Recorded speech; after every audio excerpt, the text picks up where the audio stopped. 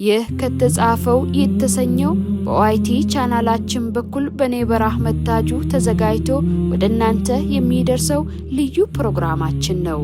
እስከ ዝግጅታችን ፍጻሜ አብራችሁን ቆዩ።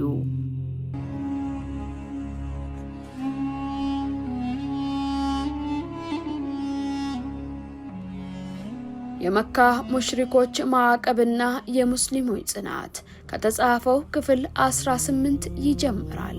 ባለፈው ክፍላችን የታላላቆቹን ጀግኖች የሐምዛ ቢን አብዱል ሙጠሊብንና የዑመር ቢን አልኸጣብን መስለም እንዲሁም በእነርሱ መስለም ጥንካሬ ተመልክተን ነበር። ዛሬ ደግሞ ቁረይሾች በዚህ ተቆጭተው በሙስሊሞችና በበኒ ሐሺም ጎሳ ላይ የጣሉትን አሰቃቂ የኢኮኖሚና የማህበራዊ ማዕቀብ ታሪክ እንመለከታለን። የሐምዛና የዑመር መስለም እንዲሁም የኢስላም ጥሪ በየቤቱ መሰራጨቱ ያሳሰባቸው የቁረይሽ መሪዎች ነብዩን ሰለላሁ ዐለይሂ ወሰለም ለመግደል ተስማሙ።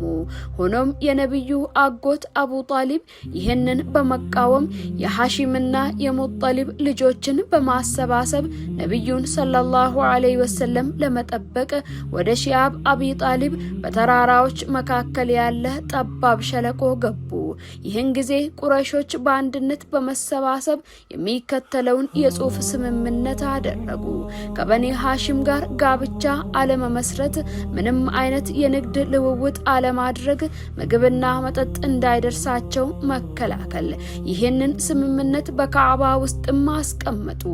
ማዕቀቡ ለ3 ተከታታይ ዓመታት የቆየ ሲሆን ሙስሊሞችና አብረዋቸው የነበሩት ዘመዶቻቸው እጅግ አስከፊ ረሃብና ጥም ደረሰባቸው። ወደ መካ የሚመጣ የንግድ ጭነት ሁሉ ሙስሊሞች እንዳይገዙት በቁረይሾች ይታገዱ ነበር። ሁኔታው ምን ያህል ከባድ እንደነበር ሲገልጹ ሙስሊሞች የዛፍ ቅጠሎችንና የደረቀ ቆዳን እስከ መብላትም ደርሰው ነበር። በሸለቆ ውስጥ የሕፃናት የለቅሶ ድምጽ ይሰማል።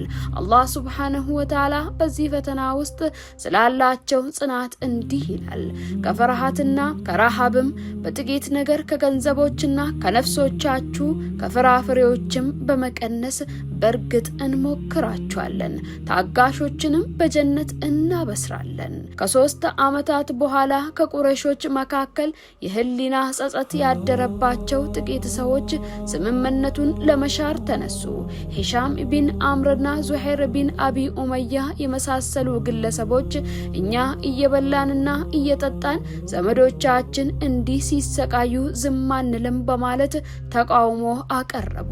በተመሳሳይ ጊዜ አላህ ሱብሓነሁ ወተዓላ ለነብዩ ሰለላሁ ዐለይሂ ወሰለም በካዕባ ውስጥ የተሰቀለው የስምምነት ወረቀት በሚስጥ መበላቱንና የአላህ ስም ያለበት ቦታ ብቻ መትረፉን በራእይ በዋህይ ገለጸላቸው።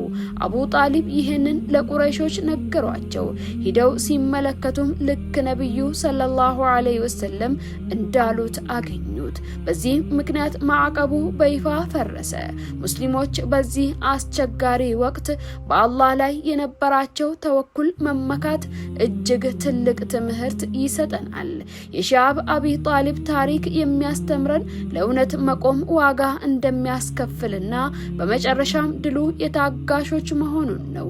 በሚቀጥለው ክፍላችን ነብዩ ሰለላሁ ዐለይሂ ወሰለም 2 ታላላቅ ረዳቶቻቸው አቡ ጣሊብና እናታችን ኸዲጃ ያጡበትን የሐዘን ሐሙል ሁዝን ተብሎ የሚታወቀውን ልብ የሚነካ ታሪክ እንመለከታለን። እስከዛው ድረስ ወሰላሙ ዐለይኩም ወራህመቱላሂ ወበረካቱ።